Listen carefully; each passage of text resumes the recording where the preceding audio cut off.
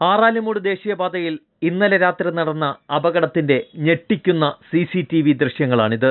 Bike യാത്രികരായ 2 പേരുടെ ജീവൻ പൊലിഞ്ഞ അപകടം.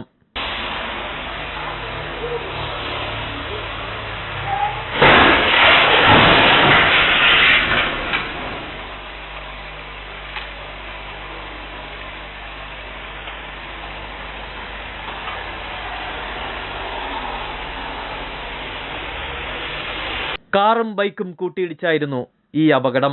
തിരുവനന്തപുരം ഭാഗത്തു നിന്നും കളിയിക്കവള ഭാഗത്തേക്ക് പോവുകയായിരുന്ന ബൈക്കും നെയ്യാറ്റിൻകര ഭാഗത്തു നിന്നും ബാലരാമപുരം ഭാഗത്തേക്ക് വരികയായിരുന്ന കാറുമായിരുന്നു കൂട്ടിയിടിച്ചത്.